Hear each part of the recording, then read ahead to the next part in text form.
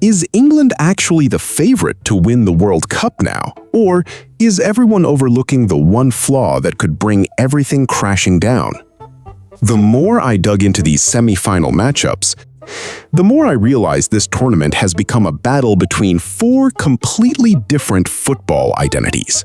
France has overwhelming firepower. Spain controls games with relentless possession. Argentina survives through grit and moments of genius. And England? England might be the strangest contender of them all because they're winning without ever looking completely convincing. That sounds like criticism, but it may actually be their biggest strength.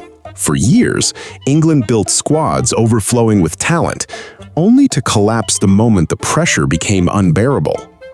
This time, something feels different. Thomas Tuchel hasn't created the most entertaining team in the tournament. He's created one that refuses to panic. That's an enormous distinction. Against Norway, England wasn't dominant. They weren't overwhelming. In fact, there were long stretches where Norway looked capable of pulling off the upset. But every time the game threatened to slip away, England found another solution. That's not luck anymore. That's a pattern. And patterns win tournaments. The biggest symbol of that transformation is Jude Bellingham. Coming into the tournament, most people expected Harry Kane to remain the unquestioned centerpiece. Instead, Bellingham has evolved into something even more dangerous. He's not just scoring goals. He's arriving from deeper positions, dragging defenders out of shape, creating confusion inside the penalty area, and forcing opponents to make impossible decisions. That's exactly what Real Madrid discovered when they unleashed him in a more advanced role. Now England is benefiting from the same tactical evolution. Meanwhile, Harry Kane has quietly become something almost nobody predicted. He's sacrificing himself. Instead of demanding every chance, Kane is creating space for everyone else. His movement is opening lanes for Bellingham and England's supporting attackers. Even if his physical condition isn't perfect anymore, his football intelligence remains elite. That's something statistics never fully capture. But here's where things become controversial. I actually think England has become more dangerous because they're less obsessed with playing beautiful football. For years, fans criticized England for being too cautious, too defensive, too conservative. This tournament proves that criticism may have completely missed the point. Knockout football doesn't reward style. It rewards survival. Every coach dreams about dominating possession. Every fan dreams about spectacular attacking football. Reality usually looks much uglier. England has accepted that reality before everyone else. Then there's Argentina. This team might be the hardest one to analyze because almost every match tells two completely different stories. On one hand, they look vulnerable. They've struggled physically. They've been pushed harder than almost every other semifinalist. Several matches have felt like they were seconds away from disaster.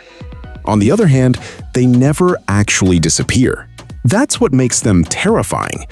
Watching Argentina almost feels like watching a veteran heavyweight boxer who absorbs punishment for 10 rounds before landing one perfect punch that changes everything.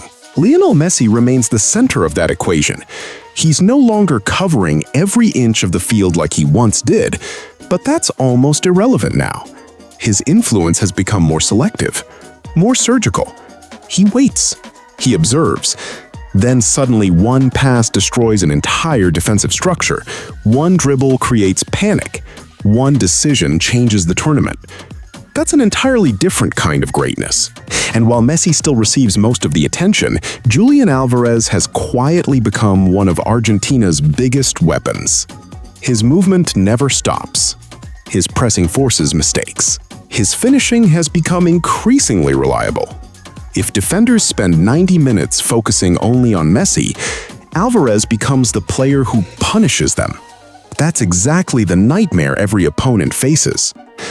There's another psychological advantage that almost nobody talks about. Argentina genuinely believes they're unbeatable in pressure moments.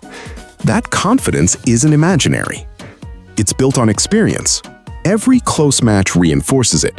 Every comeback strengthens it. Every penalty shootout adds another layer to the myth.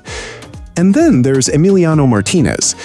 Even before penalties begin, he changes the emotional balance of a game. Opponents know his reputation. They know his history. That pressure starts long before the first kick is taken. Sometimes the psychological battle matters just as much as technical ability. France enters this semifinal carrying a completely different aura. Unlike England or Argentina, France rarely gives opponents the feeling they're losing control. Even when matches stay close, there's always the impression that France still has another gear waiting. That's the luxury of having extraordinary depth. Kylian Mbappé obviously remains the headline, but focusing only on Mbappé completely misses what makes this squad so dangerous. Ousmane Dembélé looks transformed.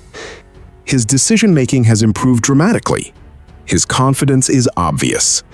Instead of forcing impossible plays every possession, he's choosing the right moments to attack. That's made him significantly more effective. The entire French squad feels balanced. Experienced veterans, emerging stars, reliable defenders, multiple attacking options. It's remarkably difficult to identify a true weakness. If there's one concern, it may simply be maintaining concentration over 7 consecutive knockout matches. Sometimes great teams don't lose because they're inferior. They lose because one tiny mistake arrives at exactly the wrong moment. Spain offers the most fascinating tactical contrast. Watching Spain feels completely different from watching England. England accepts chaos. Spain eliminates chaos. Everything revolves around control. Every pass serves a purpose. Every movement creates another passing angle. Every possession slowly suffocates the opponent. Lamine Yamal has become the face of that philosophy. His age makes his composure almost unbelievable. He doesn't play like someone trying to prove himself. He plays like someone who already belongs on the biggest stage. That's incredibly rare. And that's why defenders struggle against him.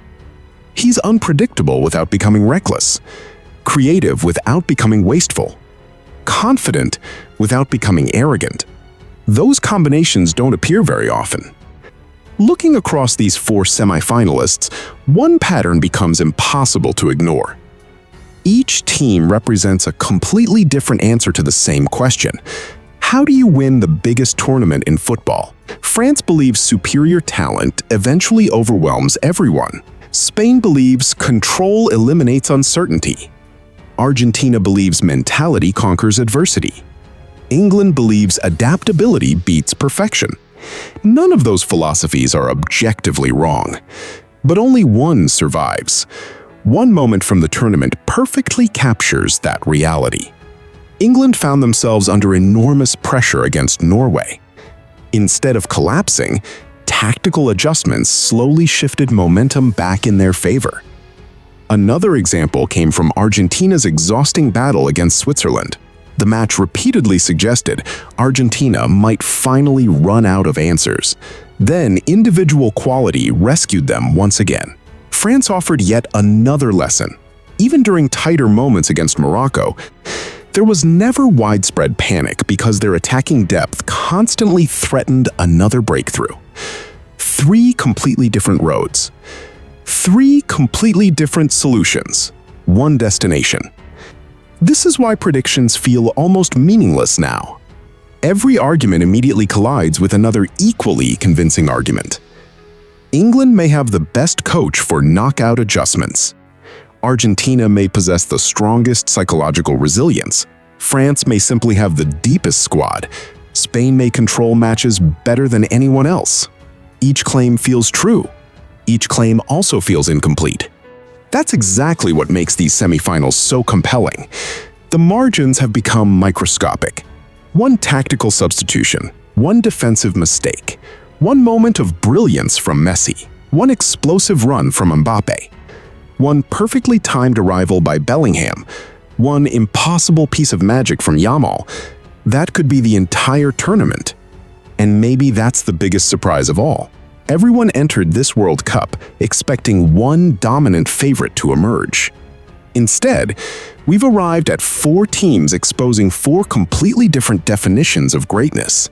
So when the final whistle blows, will the World Cup reward pure talent, tactical intelligence, mental resilience, or something none of us have seen coming yet? If you enjoy this video, please like, share, subscribe and hit the bell to the later update from my channel.